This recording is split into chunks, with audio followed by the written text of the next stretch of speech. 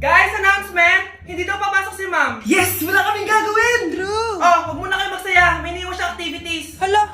Magsulat daw tayo ng essay sa yellow pad, back and forth. Essay na naman! Tapos di naman babasahin ni ma'am. Te, yung research natin. Asan na yung bag mo dun?